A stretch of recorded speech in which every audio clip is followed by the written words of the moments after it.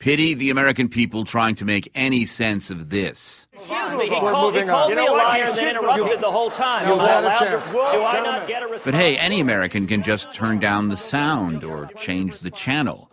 What if you had to sit there?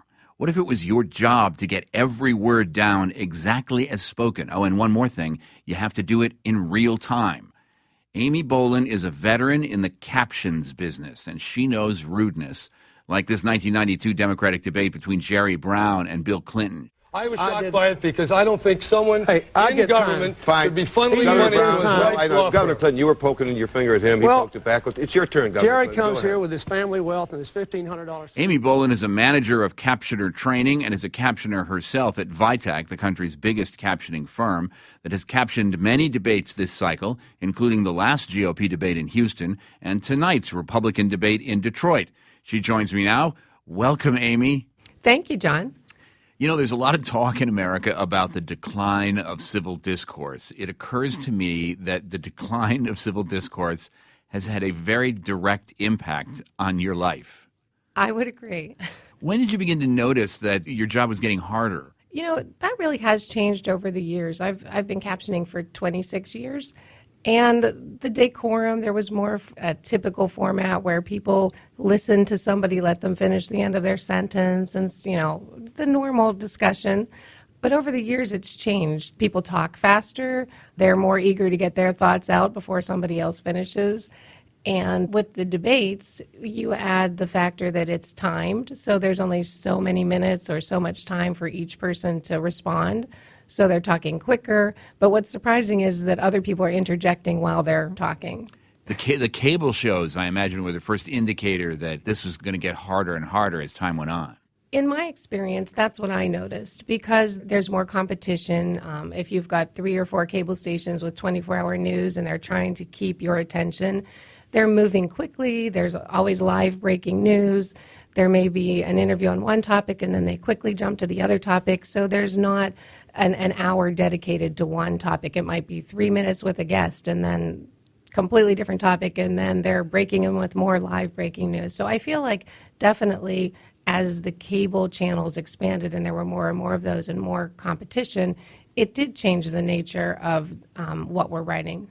Well, let's remind you and take you back, and maybe this wasn't one that you captioned personally, but I know you remember moments like this. This was the Houston debate on February 25th. Go ahead. My name there's nothing about you that makes anyone nervous. You're losing so badly watching this. You don't know what's happening. Gentlemen. Wolf, I'm going to ask that my time not be deducted when he's yelling. Take control. Okay, now. The latest debate, hold gentlemen, on, I'm please. going to get my answer. He doesn't get to yell in the whole time. I want to move on. These are the rules. Excuse me, he called me a liar and then interrupted the whole time. You've had a chance. Do I not get a response? Do I not get a response without being interrupted? You'll get plenty of response, so stand by. My name was I want to talk about ISIS right now. 33 seconds, Amy. John, you're making me sweat here. My palms are getting sweaty all over again. I'm weeping for you. That's a really challenging situation. The truth of the matter is we really can only write one speaker at a time. So, you know, honestly, there's not a captioner out there that could have written every single one of those words from every single different speaker. There are some times when if you really just cannot even discern one individual person speaking, you would have to put up maybe a parenthetical that said overlapping speakers. But we try as hard as we can to be as near verbatim as possible. That is a really challenging situation right there. I mean, do you ever have the temptation to just write unintelligible? I'm sure you have a key that says unintelligible, right? Actually, we're very careful not to ever kind of insert our judgment or any of our opinions. So if we have to put up a parenthetical, it would be something like overlapping speakers or maybe inaudible. We'd never write unintelligible. We just wouldn't do that. So when you listen to that bickering between Trump and Rubio and Carson and Cruz and Kasich and Wolf Blitzer of CNN, there's someone somewhere in a living room in front of a captioner machine who is not only sweating, but possibly just, you know, coming apart at the seams.